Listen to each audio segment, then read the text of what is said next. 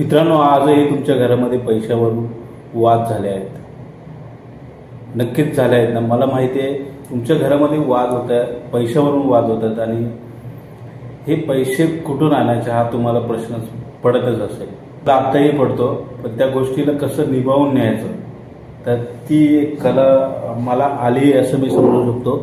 कारण जर समजा घरात भांडणं होत असतील, पैशावरूनच सतत भांडणं होत असतील, तर हे खरंच खूप चुकीचं आहे. कारण आपल्या जी वास्तू असते तर ती वास्तू जर आपण सतत घरामध्ये भांडण करत असू तर त्या वास्तूमध्ये एक नेगेटिव्हिटी पसरते आणि ही नेगेटिव्हिटी तुमच्यासाठी खूपच धोकादायक असते. कारण इथून पुढच्या जे आयुष्य असतं तुमचं त्या घरावरती असतं. जर तुम्ही बाहेरून काम करून येत आहे आणि त्या घरामध्ये जर तुम्ही वास्तव्य करताय तर नक्कीच त्या घराचा, त्या वास्तूचा एक नेगेटिव्ह परिणाम होत असतो आपल्या आयुष्यावरती. हे आपल्याला कळून येत नाही. तर मित्रांनो, या गोष्टीच आपल्याला या व्हिडिओमध्ये जाणून घ्यायच्या आहेत. तर नमस्कार मित्रांनो, स्वागत आहे तुमचं आजच्या या नवीन व्हिडिओमध्ये. मित्रांनो, आज मी ऑफिसमध्ये आहे आणि ऑफिसमध्ये आता जेवत होतो. उद्या आपल्याला मेन म्हणजे गणपतीला जायचं आहे आणि उद्या बाहेर व्हिडिओज बनवता येणार नाही. त्यामुळे आता एक छोटासा प्रयत्न करतोय की तुमच्यापर्यंत चांगली क्वालिटीमध्ये व्हिडिओ पोहोचेल का. कारण मी आता ज्या ठिकाणी शूट करतोय ते ठिकाण आहे म्हणजे आमचं कॅन्टीन आहे. कॅन्टीनमध्ये पेंट्रीज म्हणायला लागेल. पेंट्रीमध्ये मी जेवत होतो आणि जेवल्यानंतर मला असं सुचलं की आता उद्यासाठी काहीतरी केलं पाहिजे. तर म्हणून मित्रांनो, आजचा हा व्हिडिओ आपण शूट करत आहोत आणि या शूट केल्यानंतर तुम्हाला या व्हिडिओची क्वालिटी, आवाज कसा येतोय ते नक्कीच मला कमेंटद्वारे कळवा. जर तुमच्यापर्यंत जर व्यवस्थित आवाज पोहोचतोय, चेहरा माझा व्यवस्थित दिसतोय, तर आपण इथून पुढे ट्राय करूया की अशा ठिकाणी व्हिडिओज बनवण्याचा आपण प्रयत्न करूया. तर मित्रांनो, मुद्दा आहे भांडणाचा. जर तुमच्या घरामध्ये सतत वाद होत असतील, भांडणं होत असतील, तर या भांडणाचा वास्तवावरती आपला खूप परिणाम होतो. जरी समजा मी देवावर इतका विश्वास ठेवत नसलो तरीही मला थोडीफार तरी जाणं की एक कोणती तरी एनर्जी आहे, ती एनर्जी असते आणि ती एनर्जीला जर आपण नेगेटिव्ह दिलं तर ती एनर्जी ही आपल्याला नेगेटिव्ह देऊ शकते. इतका तरी माझा विश्वास आहे. कारण जर समजा तुम्ही सतत नेगेटिव्ह गोष्टीचा विचार करता, नेगेटिव्ह गोष्टी बोलत असता, तर याचा तुमच्या आयुष्यावरती, तुमच्या दैनंदिन व्यवहारामध्ये खूप फरक पडत असतो आणि याच गोष्टी आपल्याला धोक्याच्या असतात. आणि म्हणून तुम्हाला घरात पैशाची टंचाई किंवा भांडणं किंवा जरी समजा तुम्ही एक्स्ट्रा पैसे कमवत असला तर त्या पैसे कमवण्याचे जे मार्ग आहेत त्या मार्गांमध्ये यश मिळत नाही. तर या गोष्टी खूपच महत्त्वाच्या आहेत. जर तुम्हाला पटत नसतील तर तुम्ही एकदा ट्राय करून बघा. कारण तुम्ही स्वतः केल्याशिवाय तुम्हाला कळणार नाही की ही निगेटिव्हिटी काय असते. जर समजा तुम्ही ट्राय करताय तर तुम्हाला हळूहळू कळून येईल की जर तुम्ही पॉझिटिव्हली गोष्टी घेता त्या सगळ्या, तुम्हाला प्रत्येक गोष्टीमध्ये कॉन्फिडन्स आहे की मी करू शकतो, मी करणारच आहे. जर समजा अशा शब्द तुमच्या तोंडातून निघतात तर तुमच्या मनामध्ये आहेत, तर या गोष्टी तुमच्या वास्तूवरती खूप इफेक्ट करत असतात आणि हा इफेक्ट तुमच्या आयुष्यावरती होण्याची शक्यता भरपूर असते. असंही काहीतरी ऐकलं असेल, लॉ ऑफ अट्रॅक्शन.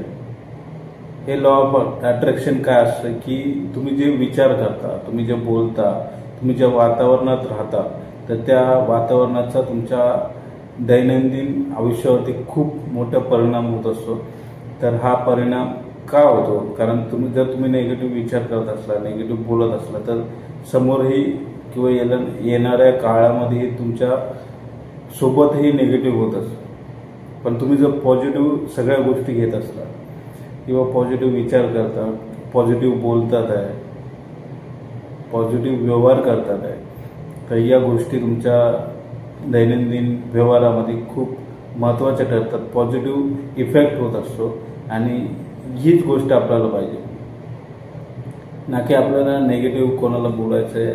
नेगेटिव्ह आता समजा जर घरात भांडणं झाली तरी आता एकाने तर माघार घेणे हे खूप गरजेचं आहे. दोघांकडून भांडणं असली तर ते खूप इफेक्ट होतो दोघांच्याही आयुष्यामध्ये. तर मी ते अनुभवलेलं आहे, त्यामुळे मी तुम्हाला सांगतोय. जरी दोघांकडून भांडणं होत असली तर एकानं शांत राहा. दोघींकडून जर वादच होत असले तर त्या वादाचा विस्फोट होऊ शकतो. तर या विस्फोटाला रोखण्यासाठी आपल्याला कोणाकडून तरी, जर समजा बायको भांडते तर स्वतः शांत राहा.